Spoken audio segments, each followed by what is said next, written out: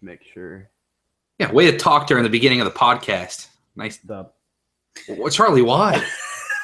Jesus, Hola. man. You got to do something weird every time? Every All time. right, Jesus, man. We're here. It's Payback Sunday. Charlie's got some nice hair going on, some wild man hair. And I graduate in 4 days. 4 days. Right here, dude. I should wear my graduation cap on Wednesday. So anyway, this is a special episode, Raw Deal Podcast. We're going to talk about the state of NXT. We're going to give our NXT power rankings for men, women, and tag teams. Pretty much, you guys watch it a little more regularly than I do. So it's actually kind of nice because as a casual fan of NXT, I can kind of chime in and be like, all right, well, this is what I seem to think, especially since most people that watch WWE are more like me than they are, like you guys. True. So, Garrett, how have you been since Wednesday? All right. I just got my hearing back. I couldn't hear you guys. Oh, what were you saying? I was saying, what's up since Wednesday? You need a new camera or something, dude. Why? You always have connection issues. Oh, it's not the camera. I don't have a camera connected. This is just the laptop. You got to do something. It's plotting against them. All right, whatever. So, Charlie, how are you? I'll ask Good. you. NFL draft has been fun. I'm sorry, guys. That's true. We've been watching the draft the past 3 days or whatever. Patriots, we basically just got a bunch of shit sticks, but it's okay because we got Brandon Cooks, right? Mm-hmm. Well, no, we got Derek Rivers, who hopefully will pan out, and we got 2 tackles who probably won't play right off the bat, but maybe they'll develop a little bit. So, is what it is. Packers got a really good draft. It's a draft of potential, and Charlie Packers just got some athletic freaks that will hopefully develop some skills. How about your Colts, Garrett? How'd they do? They got a pretty decent steal. Yeah, they opened it with Malik Hooker and then Quincy Wilson. Literally most people. I haven't been watching the draft, but I heard that from Charlie. I haven't been. Colts I've been busy. Like those picks. Yes. Oh yeah, dude. See that. We've been getting torn up on the defense for like the last 2 years. We really need to work on our line, but that defense needs some work too. You need a new quarterback. Andrew Luck's trash. Oh my God. No, literally, Charlie and I were talking that whole division. You got Andrew Luck, Blake Bortles, Marcus Mariota, and Deshaun Watson now as your 4 quarterbacks in the It's a fun division. That's pretty cool. Yeah. And I think they're all drafted different years too. So. Oh yeah. Malik Hooker can hopefully. Are they all number ones? They were all the top quarterback take. No, Deshaun Watson 3rd and Mariota 2nd. But okay. But they're all like the top quarterbacks taken pretty much. Yeah. All first round. They're all drafted with the intention of them being the guy. So. Right. So that's pretty cool. So anyway, you watch NXT pretty regularly, Garrett. Give us your quick rundown. How do you think NXT has been over the past month or so since the last takeover was before WrestleMania, right? So Takeover Orlando. It's been about a month. Yeah, it's been about a month since that. So since Takeover Orlando, what's been going on? What have you liked? What have you disliked? So well, that's loud. Move that away. So the interesting stuff about NXT recently is that they went through some changes. You can tell they had certain plans that didn't pan out, and they may have been trying to get Adam Cole or somebody like that could be the next guy for Bobby Roode. But they brought back McIntyre, which is good. They did that. They did that the next one after Orlando, right? Yeah, that was the next show after Orlando. In the crowd, that seems to be their thing. They show them sitting in the crowd. Yeah, and then the next week after that takeover, the next week after the big pay-per-view anyway, they come out and they're like, "Hey, this is me." Anyway, so other than that, we had Hideo Itami coming back. We had Bobby Roode just running the place like Bobby Roode only can. We had a tag team division that got significantly weaker, but a couple of teams have cropped up in the last cycle of NXT that really interest me. TM61 and Heavy Machinery, respectively, but I'll get to those later. But anyway, we've had a women's division that is arguably the best of the 3 that they have together right now because of the potential that's in it, not because of the people that are good, but because the people that potentially could be really good if you let them do their thing. Like I said, potentially the best women's division. Like, honestly, I would argue Raw's is probably the best right now, but, either way. Like, on paper, Raw's is the best. In theory, NXT's is. And you could have a lot of women that just show up from the indie scene too. Like Ruby Riott just showed up out of nowhere. I'd never even heard of her, but now I'm interested, Yeah, And she literally showed up out of the blue and then was put on TakeOver Orlando. And then she actually got everyone's attention though and kept it, I think, recently in the last few weeks with the stuff with Nikki Cross. It's making me like Nikki Cross more too, because Ruby Riott, she has that kind of power, But anyway, and on top of all that, the tag division seems to have stepped up beyond even what I expected. I expected after this last great leap with the Revival leaving that this was just going to be it, that they're going to have to wait for some new teams to come along, like the Young Bucks or somebody like that. But no. I thought they were doomed also. Yeah. And they proved me wrong in the last 4 weeks on NXT. So they've kept me interested. The tag division surprised me the most, I think. And that's pretty much the state of NXT at this point. I mean, NXT hasn't changed much. The big things were that Nakamura and Dillinger are gone now. They got their respective farewell. And Ty Dillinger is a crazy man to be put on SmackDown and then jump off of a cage onto two dudes. I mean, it's just it shows his dedication, I guess. Dillinger has been stuck in my craw ever since Brady mentioned to me. I had to go back and watch some NXT stuff with Dillinger because I wasn't really on when I jumped back in. So I went back a few episodes to see what this Dillinger guy was all about. And then he was on that takeover that I first watched. Which one was that? Was it San Antonio? Maybe no, it was before San Antonio. I think it was one of those. It was whichever one it was. Anyway, he always just puts on great matches and he never wins, but he's entertaining. One of the best shows. Oh, so. Yeah, and so but those two guys, which are arguably two of the top guys on, at least in the fan perspective, top guys on the brand of NXT for a long time. But now you got guys like Bobby Roode, Drew McIntyre, Hideo Itami, Cassius Ohno. And think about this. On the same show, hold on, let me just look at this list I put together. On the same show, I sent this to Charlie last night. Hold on, let me just... I felt like they reloaded with McIntyre coming back. I feel like that was a huge step, losing Nakamura and Dillinger. And Tommy End stepping in. And yeah, okay, that's where I was going with this. You have Tommy End, Chris Hero, Eric Young, Drew Galloway, Bobby Roode, and Hideo Itami all on the same show. Those are all stars. You know what I mean? Oh, yeah, absolutely. The last time they cleared out guys from NXT when it was like, okay, well, it's just going to be Nakamura, really, after Balor got called up. We're like, oh, man, it's kind of barren now. But it looks way more promising for this next cycle. So that's cool. Oh, yeah, completely. So anyway, NXT is a good one. That's where we're at. Right on. The State of the NXT address. So we're going to move right into our individualized power rankings, and Charlie's going to start us off with the men. You think I should go from 10 down or from 1 up? 10 down. That way you have to build up. Yeah, build up to your best. All right, so for number 10, it's another guy that's kind of been on here just as of recently. His name's Dylan Miley. You might know him because Brock Lesnar personally went and trained with him. And, I mean, do you ever hear about Brock Lesnar doing that anymore? Let's be real. That's true. He saw the guy and went and trained with him. So, I mean, there's something there. Number 9, No Way Jose. He's been in NXT for, I believe, a year now. And he's doing all right. No way. By him, Oh, he's good. And then at number 8, we have Johnny Gargano. Gargano has been stuck in the tag division, and that's not a bad thing. His tag partner Ciampa's good also. So I'd say with Gargano, I think he's going to be a much bigger star than Ciampa. So that's why I have him on the list, and I don't have Ciampa on the list. Johnny Wrestling.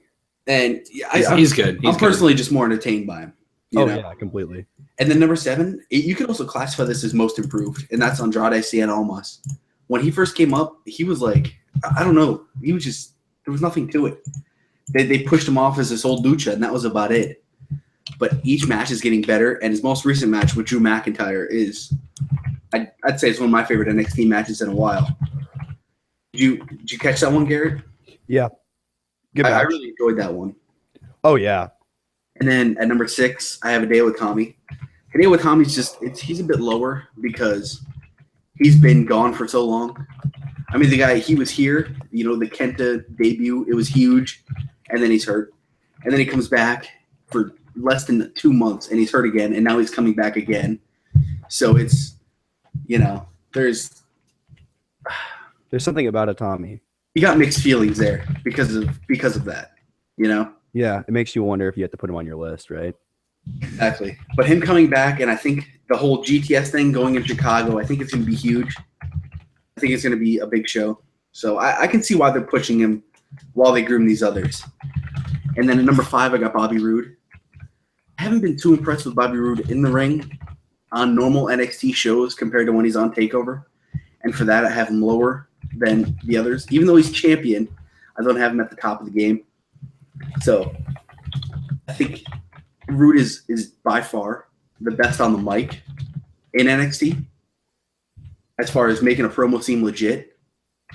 That's true. I enjoy that factor of him. And then number 4 is Roderick Strong, who I'm a huge fan of. I was not sure how they're going to push him as a babyface because if you knew ROH or if you knew Roderick Strong from the Indies, ROH, PWG, he was always this badass heel, right? But then they, on the most recent NXT episode, they started this "Who is Roderick Strong" kind of thing, and I really think it's going to help push him as a babyface. Oh, absolutely. And number 3, we got Cassius Ohno, who every match he's been in since he's come back is fantastic, I believe. And I hope they push him as the top guy at one point because, like, my next 2 guys, I would love to see them with Ohno. So, number 2, we have the returning Drew McIntyre. I love everything about him. I wasn't watching wrestling when he was around in 3MB and all that, when he was Intercontinental Champion and the Broken Dream song. I wasn't watching then, but I've gone back and listened to it, and I don't know. I've seen him as Drew Galloway before, and But when you started watching, he was a joke. Yeah, exactly. He wasn't anything when Charlie started watching, because Charlie started watching, like, pretty much the road to WrestleMania before Seth cashed in. So yeah, this was just your second WrestleMania you've watched live, right? So really, he was part of 3MB probably at the time. Just came out and got beat up. Yeah, he was. Yeah, I remember he had just been given the TNA title too. Like it was fresh. So I mean, that's when I really started looking into him, and I was like, okay, I like this Drew Galloway. And then at number 1, it has to be Aleister Black, Tommy End. I can't think of a person I've been more excited for in NXT. This is like when I first started watching wrestling, Seth Rollins was my favorite thing by far. Everything he did, I was excited for. And Aleister Black, he's just so different. Everything he does is different. It's true. You know, and they haven't really explained what his character is. Exactly. Yet. That's the thing. He's kind of there. But it's not in like a lame kind of way like the Drifter was. Exactly. It's not that. You actually want to know, like, oh, what's up with this guy? Right. And like the difference is that the way that they fixed the Drifter was they went back and explained it later. Like with a whole different thing. Like he's just this asshole that'll do anything to be in this business, you know. Yeah. El Vagabondo and stuff. That was still the best thing that's happened on NXT recently. The whole El Vagabondo. That was the first episode I went back and rewatched was the El Vagabondo episode. He can do stuff like that and get himself over. Oh yeah. Why say Vagabondo. So just a quick recap. I had number 1, Aleister Black, 2, Drew McIntyre, 3, Cassius Ohno, 4, Roddy Strong, 5, Bobby Roode, 6, Hideo Itami, 7, Andrade Cien Almas, 8, Johnny Gargano, 9, Noe Jose, and 10, Dylan Miley. So that's like, I guess the top 10 power rankings, top 10 who the best prospect, best wrestler in my eyes. Right. So, yeah. And that's kind of right now, right? Not necessarily exactly. what they're. That's what this isn't right what now. it's going to become. This is mainly like who Charlie himself is most interested in. So throwing it over to the men for you, Garrett. Let's see it. All right, so this is going to be, I think this might be a little out of left field, but at 10, I have Oni Lorcan because every show needs a guy that people that come in can beat, and that's Oni Lorcan right now, and I just respect the guy so much because he's doing basically the same role that Sami Zayn was doing. He's definitely got a weird look. That's the only issue with it. Yeah, and I mean, I hate to be that guy. To be like, I don't know, he just doesn't look like a superstar, but he really doesn't. So, like, I know what you mean. In the same way that Sami Zayn doesn't look like a superstar. It's the same thing. You know what I mean? I don't know, bro. Sami Zayn's at least like a decent looking guy. I don't know. He's kind of goofy looking. I don't know. He has some stiff matches that are fun to watch. I can definitely see why he's in the top 10. Oh, yeah. Yeah. So that's I have Oni Lorcan there for a couple of reasons. Like I said, like you think about, well, I'll talk about in a minute all the guys on this list that he's faced just in the last 6 months. Anyway, so at number 9, this again might seem a little weird because he's kind of technically he made 2 of my lists this week. So I have Eric Young.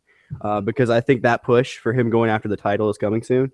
And he's going to win it, and then he's going to invade Sanity kind of the same way Kevin Owens did, but maybe on SmackDown. I mean, you got to think they brought him on a one taping contract, and he got over so well. Just came in, lost, right? He opened like a title challenge for Samoa Joe. Samoa Joe. He lost, but people were so into it that they ended up re-signing him and went this way with him, which is really cool. Debuting him as Sanity. Absolutely, yeah. And then I think his push is coming soon, so that's why I put him on this list. Plus, he's so freaking entertaining, and he cuts promos like nobody else, except maybe like Bobby Roode. You know that voice, dude.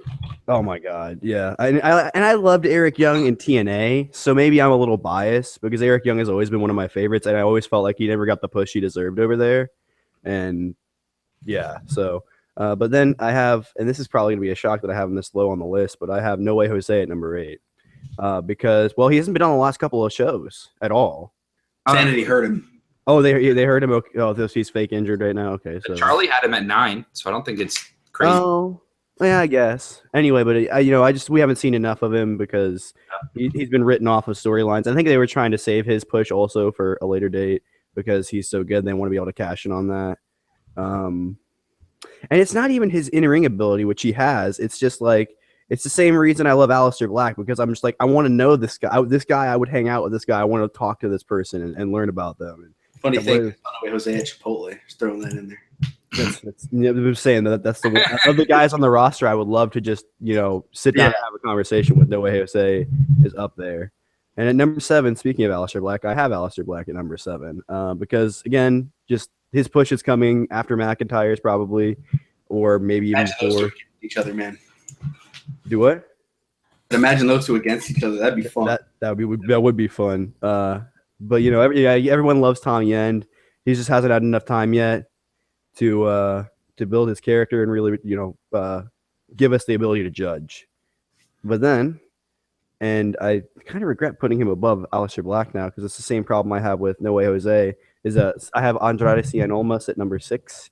I couldn't justify putting him at number 5. I just couldn't do it because I have the same problems with him Brady does, which is that he's just not all there, and he hasn't been, and he will be all there by the time they let him loose on the main roster, and it'll be amazing. But I think it's going to be like Braun Strowman, where we're just like, when they're in NXT, and then when he goes to the main roster, his character will be so good, it won't even matter, and his push will be so abrupt, but you'll want it because, you already like the guy a little bit if you watch NXT. Yeah, he could definitely be their biggest Hispanic superstar on the roster. Absolutely. And can you imagine, like, even without all the in-ring ability in the world, can you imagine a feud between him and Kalisto? I mean, Sure, no, seriously. You just and not because they're the two Spanish guys like WWE would think we would need to do it, but because he's like against the lucha way now. He's out partying. He's kind of the same character that Del Rio had when he first came in. He's like the anti-lucha. They're trying with him now. They're definitely trying with him. Well, hell, the last couple of matches they brought up that he's had on NXT, like the 2 episodes after Orlando that he had matches or whatever it was. They mentioned the whole that he was a former lucha star thing, Mm-hmm. and they're really pushing that. That's where they're going with it. And I think he's gonna have this like I hate lucha stars. There's gonna be some lucha star they bring into NXT, like they may get Metalik back, and that's where he goes. And then he's gonna just crush him. It'll be great. I forgot about Metalik. Yeah, I did too. He's pretty good. Yeah, that chop that he had on Perkins. Oh yeah. Oh my god. Tore open his freaking. I mean, he can do good stuff if they let him. He just didn't. They don't think they didn't get it. The guy probably has a better chance of Lucha Underground, I would guess. Yeah. But who you got your top 5? My top 5 starts out with Roderick Strong because I love the guy. I want to see him do more. I've seen his heel work. I want that heel work. Come on, baby, before he goes to the main roster. Or fuck it, just take him to the main roster and have him fucking what is his finishing move? Do that to John Cena. He'd get buried right now. If he went to the main roster, he would not succeed. They need to build him up more on NXT. It's like a weird running kick. It works. Yeah, that's what it's been. I think that's what he's been using lately. Yeah, I don't have much about him when I was thinking about this. I just felt like if I was going to round out my top 5 with a solid guy that's been there for a while, it's definitely Roderick Strong. Yeah. Number 4, I put him a little below. You'll understand why I put him at number 4 in a second, because my number 3 is pretty stacked. My top 3 are pretty stacked. But I have Hideo Itami because he just came back. I didn't get to see his old stuff. I still need to go back and watch it. I know he's good, and I know he does the GTS, and I already like that, and I like the stuff that I've seen with him so far. But I need more data to be able to put him higher. Yeah, exactly. I haven't seen too much of him, too. Right. Because he's been gone for so long, You there? When did I get cut off? I don't know. You were just kind of talking about how you haven't really seen him at all. Yeah. Oh, Tommy. Okay, so I was just saying I need more data before I can really decide. Right. At number 3, I have Cassisonio because reasons. I mean, yeah. How do you not put him at least number 3 on this list? He's been so great since he came back. What was it you were saying, Brady? Like they needed to put him in those jerseys sooner, but they just didn't, and it totally helps his look. Which is I think so. I mean, he just looks like a normal dude that can just beat your ass. Mm-hmm. Right. Whereas when they throw him in that shit they had him in before, they had him in like a singlet and stuff like that. Like, I don't know. Yeah, it works now. He's got a good look because he can customize those jerseys every city he goes to. Yep. He can have a Bulls looking jersey next time. The Dudleys used to do that. They used to come out and have different jerseys. Lesnar does it with the Suplex City shirts, So yeah. So I totally can see that. All right, and then number 2. Now we know your top 2. So now we just got to decide which order they're in. So this is going to be no surprise if you've been watching the podcast recently. I've been mentioning it all the time. At number 2, I have Drew McIntyre because McIntyre is just great. I've loved him as Galloway. I loved him. Like if you just go and see any of his WCPW stuff, he won their big battle royal, and I think he still even has their title right now. He does. I mean, and he's just shows up in NXT while he's still signed with WCPW. It's like the old Ric Flair thing. He did that while he was still signed with AWA, went to WCW. Just old Ric Flair. Sorry, I don't know if it was AWA or NWA. It was one of those WAs anyway. And he was still signed with them when he went to the WCW and had some matches. And I think he even won the WCW title or something. He won some big belt. Maybe. Not sure. Yeah, not sure. So then number 1, pretty obvious. Cut off again. Hello? Garrett? I got cut off where exactly? You were just talking about he's won big titles and stuff like that. I was just saying, so number 1, pretty obvious who you have. But it's a pretty glorious pick. I mean, got Bobby Roode. I've loved me some Bobby Roode ever since Bobby Roode. It's a weird match that I saw with Bobby Roode. It was Bobby Roode versus Matt Morgan on an episode of TNA Impact. And at that point, I was like, this other huge guy sucks. But that we guy. Don't talk about Matt Morgan on this podcast. If he wants to come at me, he can come at me. Triggered. Just saying. Triggered. And just, dude, whatever. Yeah, whatever. Just want to be little swift kick in the nuts. Does the job. Sick the neighbor on him who just got back from jail. Yeah, anyone that watches this podcast pretty much knows I'm a Bobby Roode fanboy. And with good reason, though. He's good. Good. I love it. He's a good storyteller. So, to recap, you had Oney Lorcan 10. Well, actually, we'll go opposite way. So, yeah, Bobby Roode, Drew McIntyre, Cassius Ohno, Hideo Itami, Roderick Strong, Andrade Almas, Aleister Black, Noe Jose, Eric Young, Oney Lorcan. So now I'll breeze through. We've pretty much talked about everyone so far. I have one guy on my list that you guys haven't mentioned, and I actually have him at number 6. So I guess I just have him way higher. So number 10, I have Noe Jose. I think he's got a good look. He's unique. He can put on good matches, and that's really all you can ask. He's fun. Yeah, he's fun. When he got up and danced on the table with Corey Graves, it was great. Exactly. He's got the 2 essentials. He's got the entrance and finisher, and there you go. That's all you need. Yep. And he cuts a good promo. Remember when he got really serious? Yeah, that was very surprising when he was on the mic. I would say that. Oh, yeah, dude. He's definitely he's going to go somewhere. So, and also, what was it? On the Talk is Jericho podcast last week with Samoa Joe, Chris Jericho asked Samoa Joe, who are some of the people that you really enjoyed working with that you didn't get a chance to work with before? And he was like, well, the people I mainly enjoyed working with were Finn, Nakamura, and Noe Jose. Whoa. Because of how much work he puts in. That's good. In the putting him over and shit. Yeah. He said that he's just there are a lot of hardworking people in there. And No Way Jose, I remember specifically him talking about he puts a lot of work in, and he has no problem working with No Way Jose in the Performance Center because, that's kind of his job now as a veteran in the business. So I thought that was very telling that Samoa Joe put him over in the podcast, because he's not in any sort of character when he's on those Talk is Jericho podcasts. He doesn't have to put anyone over, so that's really cool. That's cool. That is really cool. I did not know that. Yeah. So at number 9, I have Hideo Itami, mainly because so every time I get into NXT and start watching it all the time, Hideo Itami's hurt.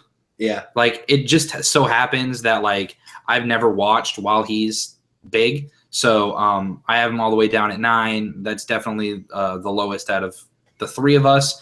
But that's just because, I don't know, his look is kind of boring. He's just boring to me. He uses the GTS, which is cool. Yeah, exactly. That's I don't know. I need to see more. He's got something to prove still to us. At 8, I have Roderick Strong. Another guy where he needs to be a heel already. I think this has more to do with how they're booking him rather than how he's doing. And I don't know, he's going to be good. But this is for a ranking right now as for what I'm interested in. Garrett, are you still there? Yes, I'm still here. Okay, I was just making sure. I don't have the string pulled up. So at number 7, I have Andrade Cien Almas. He's going to be the new Dillinger. Hopefully won't lose as much. He's just very strong in the ring. Once again, Samoa Joe referenced how hard Almas works as well in the podcast. You can definitely tell. Yeah. He's been putting in the work. You can tell he's one of those guys where the hard work eventually will pay off. I mean, when you got people like Jinder Mahal getting title shots on SmackDown because of the work he puts in the gym, there's no way Almas isn't going to succeed. So it's only a matter of time. At number 6, I have the one guy that you guys haven't talked about yet, which is Tommaso Ciampa. He's got the look, and he's so entertaining. And if you watch his PWG stuff, in every match that Ciampa was in, he was the most entertaining guy, in my opinion. Psycho killer. The Psycho Killer Ciampa. You go watch his stuff, him beating up referees. Like, it's so funny. And he's very underrated because people know how good Johnny Gargano is. Yes. And so Johnny Wrestling. They kind of forget how good Ciampa is. When they eventually break those two up and they have a massive feud, maybe for the title, it'll be huge. They could end up doing something on the main roster, because you had a similar situation with Kevin Owens, Sami Zayn. Oh, yeah. So if you have a situation where those 4 are all in a match, either teamed up like, Strange Bedfellows tag teams, or you have something where it's like Sami Zayn and Gargano against Owens and Ciampa, like on the main roster in some sort of brutal tag match, it'd be awesome. I can see it. So then we have number 5, starting out my top 5, I have Aleister Black.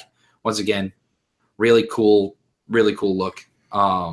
He's got moves that have more of an MMA feel than a WWE feel, which, as you can see on the indies with Matt Riddle, it really works very, very well. So hopefully he can continue going that route and make himself different. Right now they're doing a really good job of keeping him looking mysterious, And I mean, Charlie was showing me his debut match. He just walks up and just kicks a guy in the face and pins him, and that's it. That's meditating in the ring, and then that's a cool way to start. Yeah. Number 4, I have Cassius Ohno, formerly known as Chris Hero. All he needs to do is just throw a forearm and knock out Kalisto, and it's it. Anyone that can sell really well, he throws that forearm to AJ Styles, Kalisto, Dolph Ziggler, like death by elbow. People instantly will become a fan. Oh yeah, it'll just take one of those on the main roster. He doesn't need to do much. So that's really cool. So now I'm into my top 3. I have this guy ranked higher than you guys by a lot, Johnny Gargano at number 3. Once again, he's definitely the better of the 2 between him and Ciampa. He has a singles run coming. Hopefully they pair him up with his actual real life wife, Candice LeRae. I don't think she's going to be an escort by any means, but they can definitely be one of those really cool power couples in WWE. So I hope they go that route. Bobby Roode, I have at number 2. He is the champion, and he's great, and he's a great storyteller. So I think he fits really well with what the main roster wants to do, to where he can work with anyone and he'll tell a good story, and he's not going to be risky to where he's going to hurt himself. That's another thing with like my top 10. You look, there are not a lot of guys that work dangerously. When you look at people like Rude, like people that you could see getting hurt because they take too many risks. You got Gargano, Almas, Itami, and maybe Noe Jose, but even then, not really Noe Jose. So they've got a lot of safe workers in NXT that hopefully have some longevity in them. And at number 1, I have Drew McIntyre. Always been a fan of his. His original run I thought was great. The hand-picked champion of Vince McMahon. He just didn't have very good people to work with back then. He just didn't have a chance to have a lot of good programs. That was honestly his only issue on his last run. 3MB kind of killed him, but I feel like with the addition of McIntyre, it pumped a lot of fans that lost interest in NXT back into it. I feel like it definitely did that because a lot of those fans know how good McIntyre is. If you've seen any of his indie stuff at all, exactly. Or revised himself so TNA, much. his TNA. Yeah. Oh my gosh, his TNA run. They made him out. They basically gave him the "you're my nephew" treatment that Dixie Carter gave to EC3. But you know what I mean? Yeah, he was monstrous in that run, and his heel turn, which carried over into his indie runs, was just great. So just to here we go, boom. So just to take a look at comparison of our top 10 lists, looking at all of them, Drew McIntyre, the lowest he was ranked on any of them, is 2. Yeah, we have him ranked 2, 1, 2. So if we were to make a list of our overall rankings, Drew McIntyre would definitely be 1. Bobby Roode being ranked 5th by Charlie. I think he would still be number 2. Cassius Ohno would probably be 3. So, I mean, the list is stacked right now. It looks really. If we would have made this a year ago, who would we have had on there? Like, we would have had Finn and Nakamura probably top. Finn 2. Nakamura 1, 2. I think with Jose might have been 3 or 4 at that point. It was dry, man. It was dry. He was still there. Dillinger would have been high on this list. Dillinger probably would have been 3. Yeah. Yeah. So I mean, Joe. It definitely just looks really good. It feels fresh because we haven't seen like any of these matches a year ago. Yeah, you could pair up any 2 of these guys together and be really good. My list, for example, you could throw Noe Jose and Drew McIntyre in a match, and I'd be interested in it. True. Oh yeah. It feels like we're gonna get Roode and McIntyre next, and I think that'll be huge. I think it's gonna be huge. That'll be great. So I'll keep doing that. I'm just making a list. You wonder why I've been typing. Good so idea. moving on, we're gonna talk about the women, and I'll start with my list. For the women, I'm just gonna go and I'm gonna screen share, and I'll pull my list up, and you guys can just see it as I talk about it. Application window, document 1. Boom. Oh yeah, and so we're not doing a complete top 10 for all of them because we're doing a top 7 for the women and then a top 5 for the tag teams. I think it fits. It definitely works. We don't want to just make a list and just feel like we have to. Oh, I put Charlie twice. Feel like we have to. Feel like we have to rank people like just because. You know what I mean? So my number 7 is Peyton Royce. She's got her thing with Billy Kay. Yeah. It's not really crazy interesting to me. It's something they're trying. You can definitely tell they're trying. It's got potential. Yeah. And they're both Australian, right? Yep. So they could have something with Emma up on the main roster, which I think would be awesome. Emma's going after this thing. She's trying to get Dana Brooke back, trying to get Dana Brooke. They might do something where Dana finally comes around like, yeah, I'll be with you. And Emma's like, psych. And these 2 chicks show up and just beat the crap out of her. Setting up a nice. Yeah.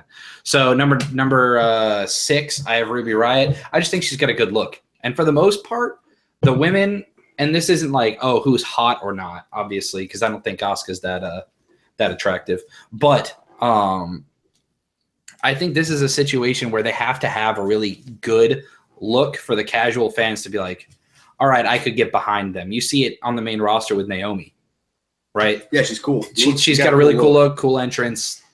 She's got her catchphrase going on, and then the in-ring work can come along. Hell, you could make the case that Eva Marie is more over than every woman on the NXT roster right now. Yeah, when she left. Yeah. So then number 5, I have Liv Morgan. She's just solid. Yeah. Good worker. The in-ring work is coming along. You can tell where she's going. She's kind of a little close to Carmella's gimmick for me. I don't know. It's a little off. They play up the New York thing a lot. Yeah, they have a lot of people that are all New York, New Jersey, blah, blah, blah. New Jersey. Yeah, I don't know. It's all the same thing. Maybe they plan to pair her with Enzo and Cass instead of Carmella because their gimmick works better as a face for her. What's funny is that's actually Enzo's real life girlfriend. Liv Morgan. Oh, is it? Mm-hmm. So they could do that. And Carmella's real life Cass's girlfriend. Right. Maybe they'll make a huge stable out of it. Fuck it. Maybe, yeah. Why not? I'm down. If we could see a mixed tag at WrestleMania, maybe that'll be a new thing. Ooh. They get the big Cass and Enzo duel. Yeah. Then these top 4, really, Nikki Cross. I just think she's really cool.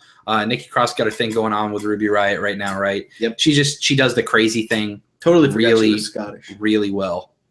Yeah, every time she talks, it throws you off a little bit. And then number 3, someone that hasn't technically debuted yet, but I have to put her at 3, Candice LeRae. Just go look up Candice LeRae matches on YouTube. They're absolutely amazing. She is the wife of Johnny Gargano. They got married probably like 2-3 years ago, something like that. Yeah. So she's amazing in the ring. She's been working with guys for years now.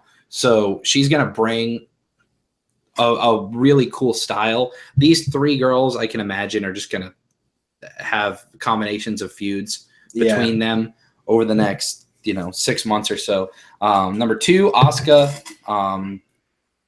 I mean, she's great. Yeah. She's great in the ring. She's getting a little stale for me. And then Ember Moon, she's the next big thing. She's hopefully going to make a big splash on the NXT roster. And I don't know. I'm just thinking she's got the look. She's got everything. Stop that. All right. She's got all of the look that you need with the cool red contacts, cool entrance.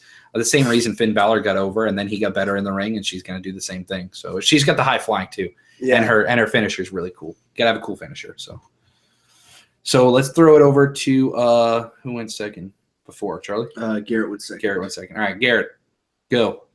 All right. So at number 7, for a lot of the same reasons you had her a little higher on your list, I have Ruby Riott because I just feel like I need to see more of her to really get it, but I'm already down. Like you were saying, she's even got a little catchphrase. She's starting riots and whenever she goes, I think I'm gonna go start a riot.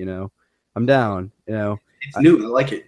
I've seen more from all the other chicks I have on this list, but they're all great in ring. All the ones that I have on this list, at least to a point. Maybe saving Cross and Royce a little bit, but whatever. Anyway, at number 6. I got Liv Morgan. Again, just haven't really seen enough from her to put her higher on this list. I like what she does. She's good in the ring. She has potential to have a really good gimmick going as a heel or a face, as we've seen from Carmella. It can work both ways, Not really as much for her because her gimmick was a little stronger, but with the leg, like I was saying, like a little less strength gimmick with her, you could have her run as a face and it be like tolerable, So anyway. It feels like she has something. I definitely know what you mean. Yeah. At number 5, because I seen her on SmackDown a couple months back, we thought she was debuting, but it was sort of just a one-off thing, and I liked what she's done all the time since then. Aaliyah is actually really good. What is her gimmick again? She's a gypsy or something. She's a what? Yeah. She's she's turning into like a belly dancer. Buddy. Yeah. Yeah. It's Yeah, I'm not sure what their goal is. but whatever. It doesn't really matter. You can just put her back in a pair of regular female wrestling gear like you had her before, and she's fine. Yeah. Number 4, I have Nikki Cross. Same reason. You know what's crazy? Sanity made it onto all 3 lists. That's insane. That tells you what you need to know right there. Wow, bro! Spoiler alert. They're making their way. I didn't say where they made it on. Anyway, yeah, Nikki Cross is just great. Again, the voice always throws me off. I'm like, what? But you know, it's okay. And her feud with Ruby Riott got both of them on this list. So yeah, I'm down. Number 3, I have Peyton Royce. I think if they can split her off from Billie Kay ever, which I would like to get her gimmick like that on the main roster a little bit with Billie Kay. Which one's the one that looks like a lizard? That's Billie Kay. Yeah. Yeah. I think it's long if it maybe either they separate the 2 or they get rid of that weird shit. You know, like their duo name is iconic. Yeah. Everything. I think that but Royce is good. Yeah, she's much better. All right. And number 2, I got Ember Moon because I'm really down to see where she goes. She's obviously not getting pushed right away with the title because they want to keep Asuka around for a bit more. Yeah. And that's why Asuka got number 1 on this list because she's a champ. Right now, she's the only one. I respect it. I respect that you've gone champ as your ones on both of them. They're good champs. Too. I like all the NXT champs. Yeah. Oh, they're good. All right. So, Charlie. Yeah, Charlie. Let's see. Well, actually, Garrett, after Ember Moon, if Asuka, like, once that's all done, who do you want Asuka to face? Asuka could face. Added your list: Peyton Royce, Nikki Cross, Aaliyah, Liv Morgan, Ruby Riott. Which one of those 5 would you most like to see go after Asuka? I'd be interested in. It's too soon to push Ruby Riott, right? So I guess you got to throw it to. I guess Nikki Cross on her own because they've already sort of had a little bit of it and you can build on that. And Sanity is going to be if you push all Sanity going for the titles at the same time. So say like Black and Wolf go for the tag titles, you get Eric Young going for the main title and her going for that title. Then yeah, I think you could totally get away with that. I think it'd be about time too. So yeah, there you go. So Charlie. All right, my 6 and 7 are kind of just. They're it's the iconic. It's Peyton Royce and Billie Kay. I have Peyton Royce 6, Billie Kay 7. They're not the most interesting people, but they're trying with them, and I can give them credit because I've genuinely laughed at some of their stuff. So I think Peyton's just a better wrestler than her as of right now. So and then at number 5, I got Ruby Riott. She's the one that just kind of burst on the scene. I never really knew who she was at all, and next thing you know. She's in a feud with Nikki Cross, and it's pretty good stuff. Yeah, like literally, they just threw her in thinking it might have been a one-off thing. I don't think they plan on actually going long-term, but and just like that, yeah, she was really on TakeOver. Done really well. And then at number 4, we have the aforementioned Nikki Cross. When she was first brought in with the whole Scottish flag thing, it was weird, and then kept her off TV for months, just kind of like Eric Young, and boom, Sanity. And it totally worked for her. She goes all out with the gimmick. She's crawling through the ring like the Grudge. I mean, it's good stuff. And then number 3, Candice LeRae. She hasn't yet made her official debut, but it's just not on TV yet. It's one of those things. As soon as they announced that they signed Drew McIntyre, we knew that he was going to step right in. As soon as they signed Chris Hero, we knew he was going to step right in. Yeah, Candice is going to step in and be huge right away. And then number 2, Ember Moon. Just kind of like you guys, I feel like she's going to be huge, honestly. She's got to be real. Oh, yeah. And then number 1, Asuka. She's the champ. She's been the champ for almost 400 days now. Puts on good matches. She doesn't really she is a little stale to me, but I think it's because of the competition she's had. And they've realized that, and they're flipping her heel. So I can give them credit for doing that.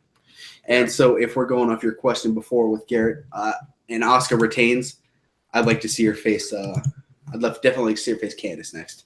I think it'd be cool. I think it'd be fresh. That would be cool.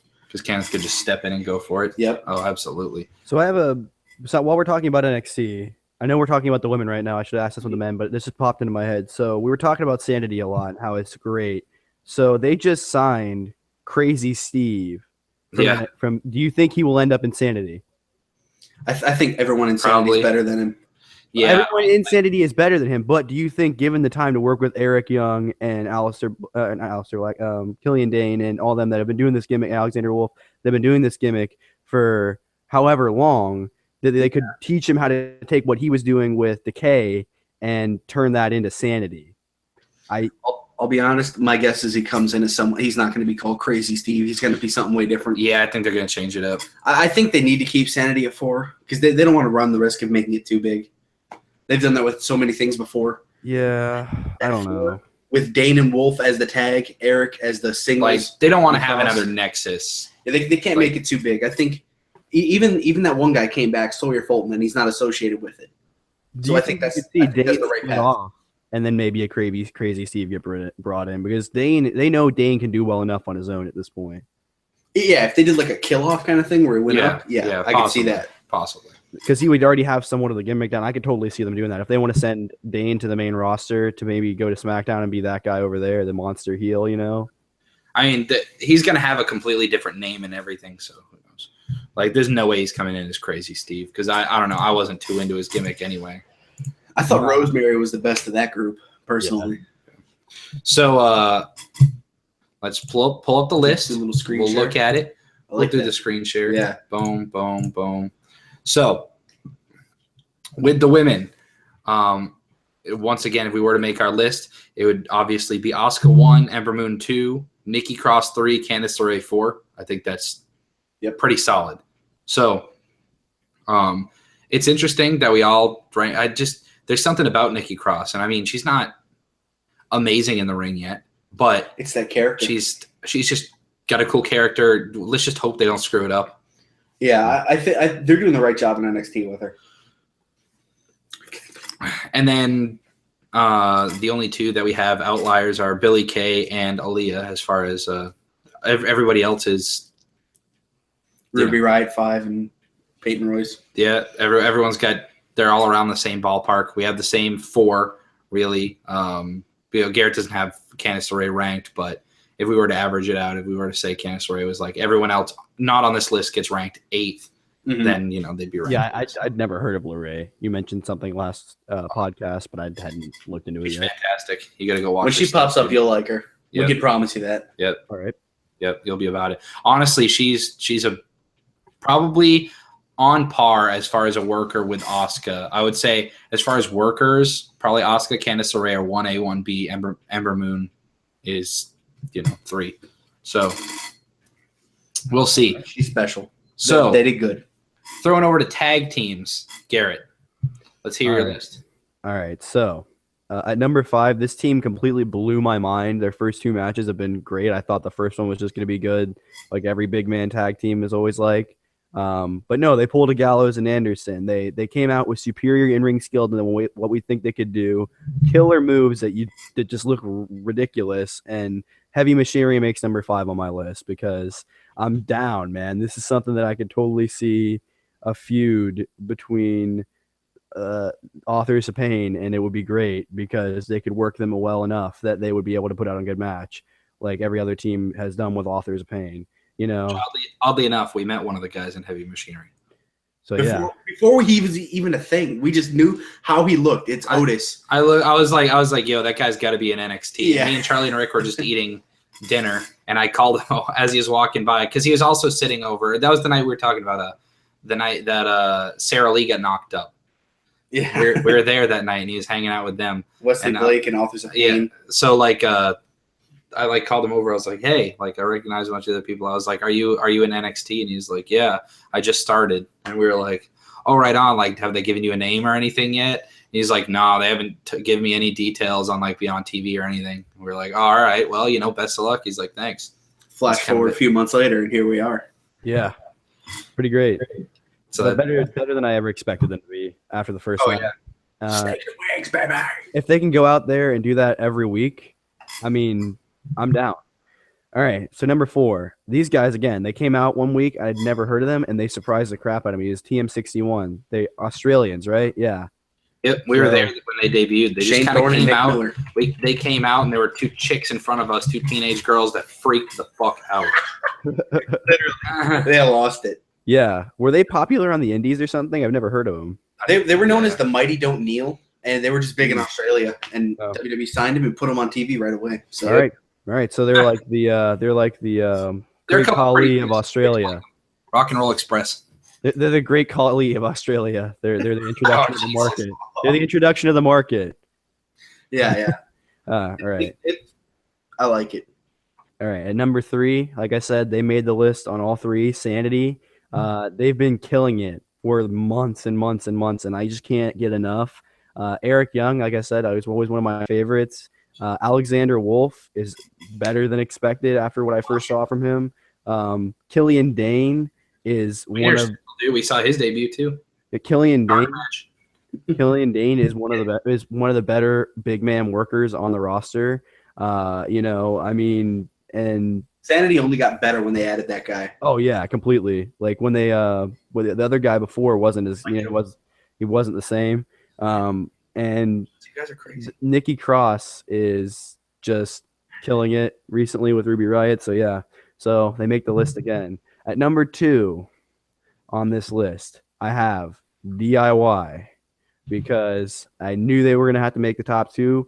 I almost wanted. I had when I originally made this list, I put them at number 1, but I reworked it because I, as you noticed on the other lists, I had all the champs at number 1 and staying on this list as well. Because at number 1, I have Authors of Pain. There's really no way for me to say why I put one over the other here, other than they were the champs, and I felt like it was only right, especially considering my other lists. And both teams could easily be number 1 on this list, and I'm sure I will not be the only one that has them in the top 3. So, Oh, absolutely.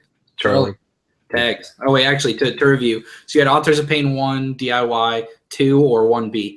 Sanity 3, TM614, Heavy Machinery 5. Do we all have some combination of those 5? I actually have You something have a different one? Okay. And that'll be what I start off with. At number 5, I have Tino Sabatelli and Riddick Moss. We've seen them on TV twice, and they remind me of what Jesse Goddard's and his tag team partner was in TNA. I've seen a little bit of that, but that's kind of what they are. They're both just these supreme athletes, turn like WWE pretty much, and they have such good heat for barely even being a team that it's honestly awesome. So, like I said, we've seen them twice, and it looks like they're going to start something with DIY, so that's cool. I just gave them their name. And then at number 4, I have Sanity. Similar to you, Garrett. I mean, I feel like they've improved so much. And I think Killian Dane and Alexander Wolf could go for the tag team belt, and it'd be legit. Spell it. Sanity. Yeah. All right. And then number 3, I have Heavy Machinery. I think these are what I call like the NXT homegrown guys. They're not indies.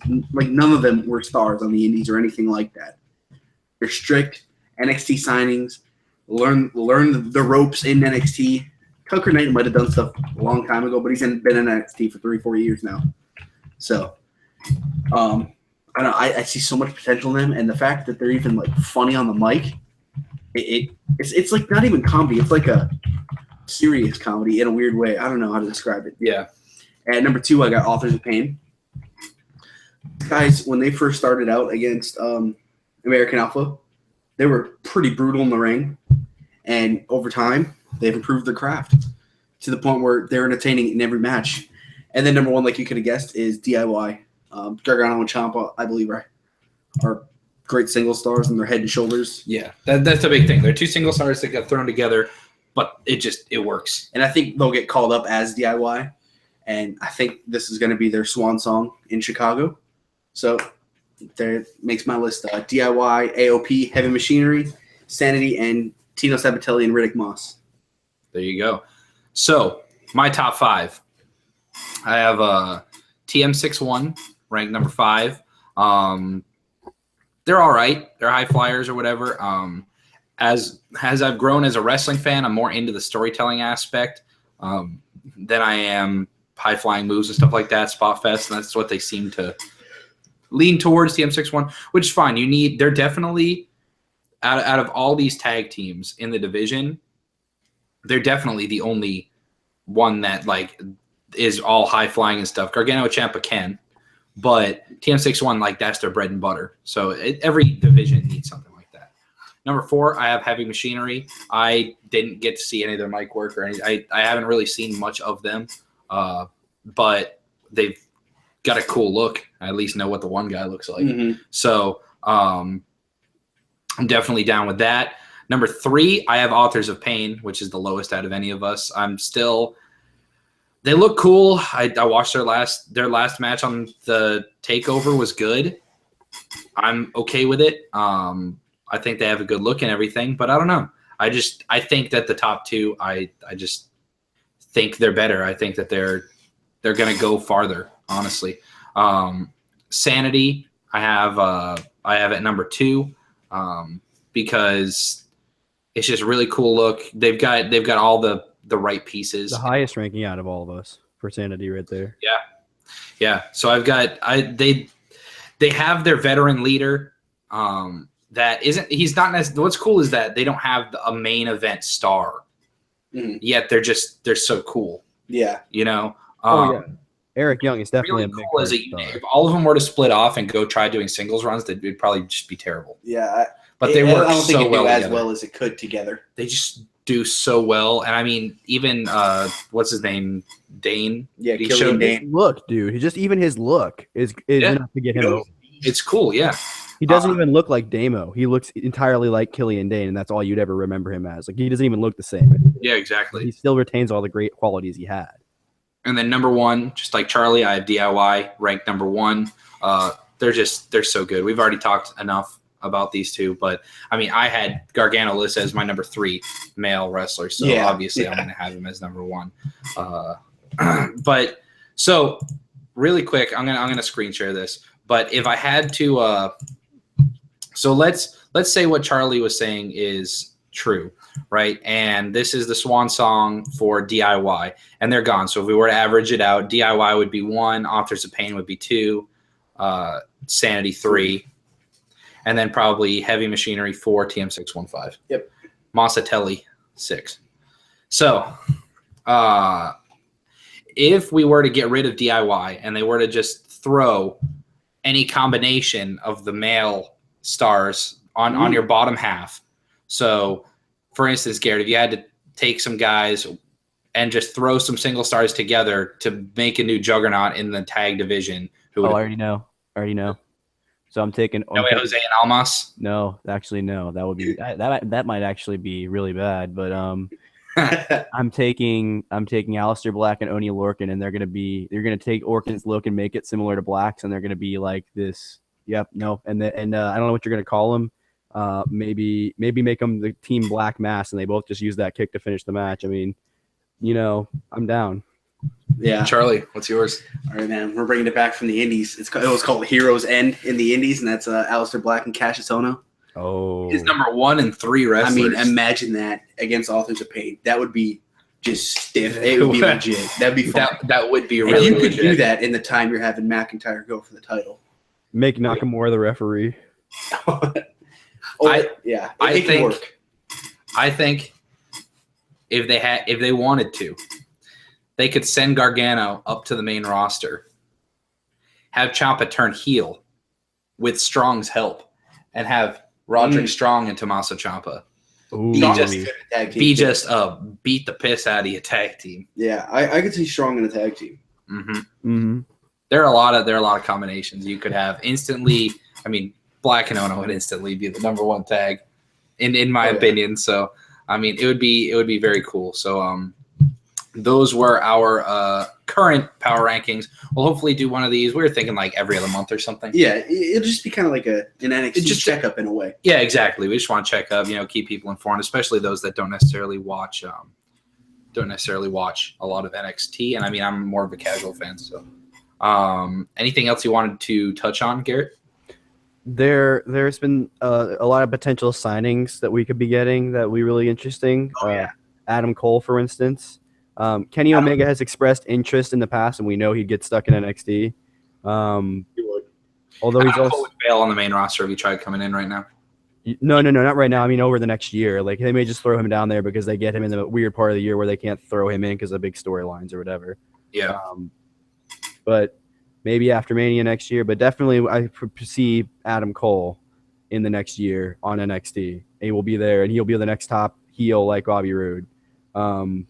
Yeah, absolutely. You know what I think is encouraging? A guy that I really like, Matt Riddle. Yeah. They have called up pretty much like all of his buddies. They've signed a lot of his buddies from the indies recently. When you look at these big names like Tom Yen and Drew McIntyre and Cassius Ohno, all those people, the next wave, we could see Matt Riddle get signed and absolutely run shit. Yeah. Because who's left out of the big names after Adam Cole and Matt Riddle? EC3, maybe. Yeah, it seems that Kyle O'Reilly, who was a ROH champion before, it seems he might be getting called up. Kyle O'Reilly and Matt Riddle have a lot of history. They wrestle each other all the time. I would love to see very that similar style as the title feud. Oh man, that would be really, really good. The landscape's pretty bare after that. They've cornered the market in the last few years. You know. Oh, they've been signing everyone. I mean, there's some NXT people, or not NXT. There's some TNA people that could potentially leave and come over here and do some stuff, like maybe a James Storm show up in NXT. Well, we already had that, and he didn't like it. Yeah, but I'm saying if he decides that he'd rather have his career move forward, you know what I mean, rather than possibly ending in. I think that's a big step back. James Storm in particular, that's a big step back if they were to sign him. Well, I'm just saying that there's not the landscape isn't very bright unless you start signing a bunch of Japanese guys. Because there's a lot of good American guys in Japan right now that you could get, but people can make big steps in a year. I mean, just an idea. If they scrap this UK show and they use Tyler Bate, Pete Dunne, Trent Seven, and like Mark Andrews, that is 4 legit talents they could bring right into NXT and juice it. You could have Bate and Andrews team up and be awesome. Exactly. You could even bring back Mustache Mountain if you wanted to. Yeah, exactly. I was about to say, they have action already. Like you could use that. Yeah. And just like that, you know. So yeah, there are a lot of things that they could do. Also, quick update. So Mauro Ranallo went on leave and then negotiated his leave from WWE. Basically, he signed a release saying that he's allowed to go do whatever he wants. It just can't be pro wrestling related. But then, 3 days ago, maybe yesterday, it came out that Ranallo has interest in coming back to WWE. So he might be back in WWE sooner rather than later. If so, they'd probably put him on Raw. So very interesting. Very interesting. Yes. So anyway, we will see you guys on Wednesday. I am not sure what I'll be doing. I might have to call in because we'll play it by ear. Yeah, I was gonna say because Wednesday I'm going up to Orlando. I don't know. You'll be up at the house, right? Or are you done? Are you back here for good? I'll be here till May 10th. So okay. So who knows? I have no idea. We'll play. We're not sure yet. Yeah, I might not be in this week's episode because I'm graduating early Thursday morning. So, all right, I'll catch you guys later. See you later, Garrett. No, wait, no. What? Okay, so all right, so I have this list. I'm going to be doing a list video. I've been talking about doing list videos on this show for a while related to wrestling. I'm going to put up a list of top 10 potential NXT feuds. I'm saying it on this episode because it's NXT related that we have now with that. And it's going to be men's feuds because that's where the most interest is right now for me. But yes, so it'll be probably Monday or Tuesday it'll be out, but I'll be working on that. So all right, keep an eye out for that and give it a like. Give this, share the page, get us subscribers. Love you guys. Peace. Peace.